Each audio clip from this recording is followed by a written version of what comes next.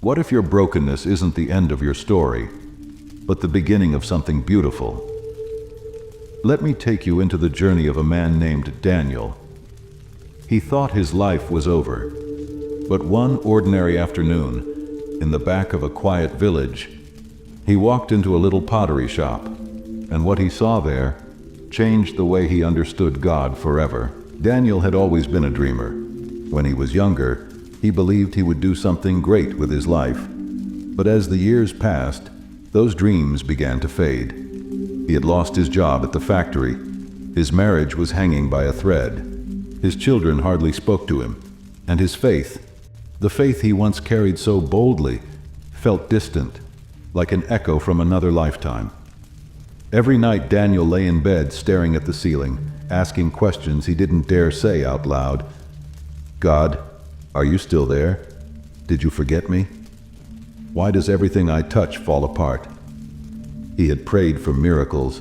He had begged for change, but silence was the only answer. One afternoon, feeling restless and weighed down, Daniel decided to take a walk. He wandered through the narrow streets of his town, past the old church, past the closed stores, until he reached the edge of the village. That's when he noticed it. A small shop tucked between two crumbling buildings. The sign above it was faded, but it read, "The Potter's House." Curiosity drew him inside. The bell above the door gave a soft chime. The air smelled of earth, clay, and fire. Inside, shelves were lined with bowls, jars, vases, and cups, each one unique. Some were smooth and polished, others carried cracks filled with gold. Some stood tall and strong, while others were small and delicate. At the back of the room sat an old man, his hands covered in clay, working at a spinning wheel. Daniel watched quietly.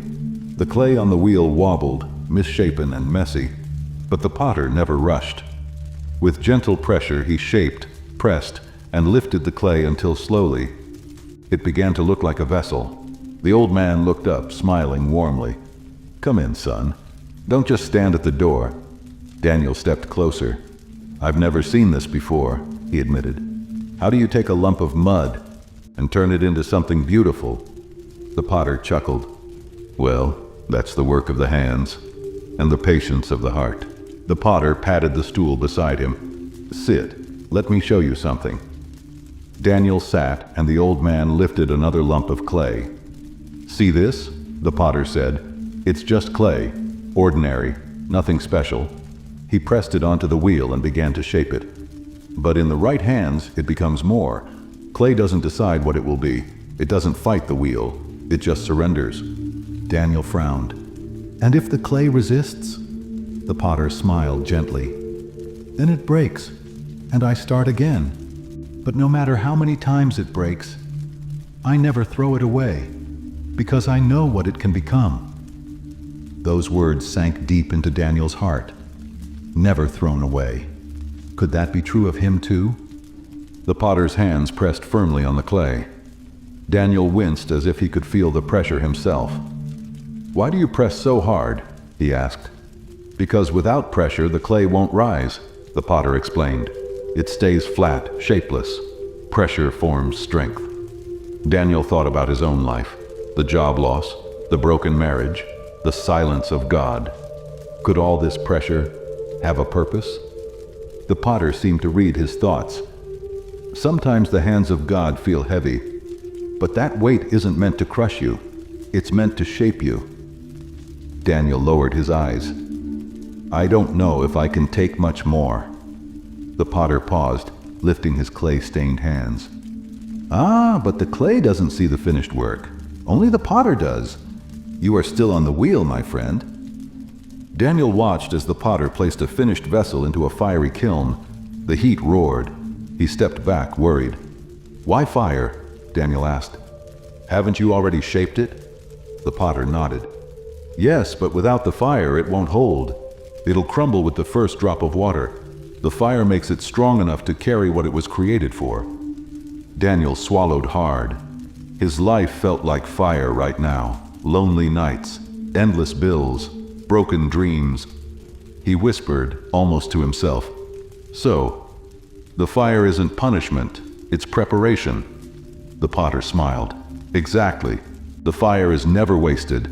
It's what makes the vessel ready. Over the next few weeks, Daniel kept returning to the little shop, sometimes just to watch, sometimes to talk. Each visit left him with a new piece of wisdom. But one night, Daniel faced his hardest test. A friend called, offering him a quick way to make money.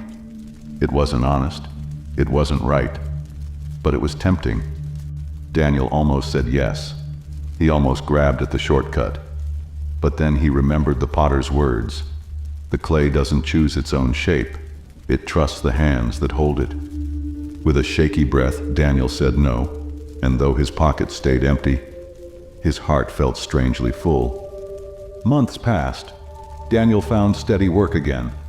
His relationship with his children began to heal, and though his marriage didn't fully recover, he carried no bitterness, only peace. One evening, Daniel sat in the pottery shop as the sun dipped low, painting the sky with gold. The shelves around him were filled with vessels, each one different, each one beautiful in its own way. The potter placed a small cup in Daniel's hands. "Do you see this?" he asked. Daniel nodded. This cup went through breaking, pressure, and fire.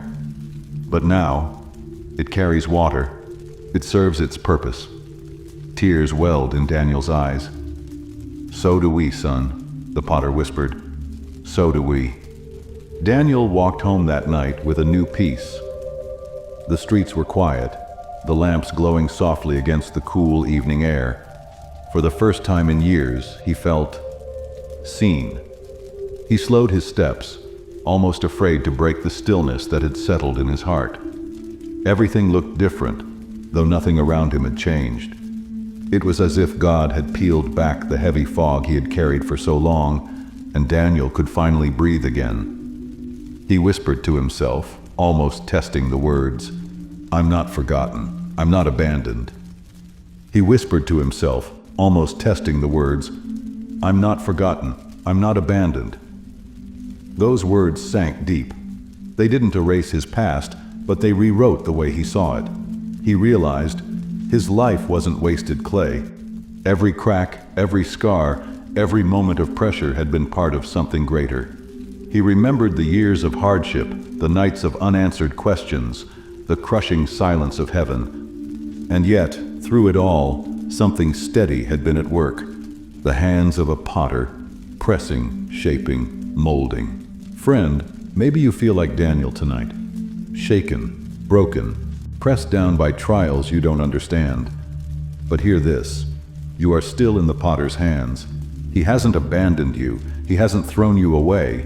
The pressure is shaping you, the fire is preparing you, and in time, your life will carry something far greater than you ever imagined.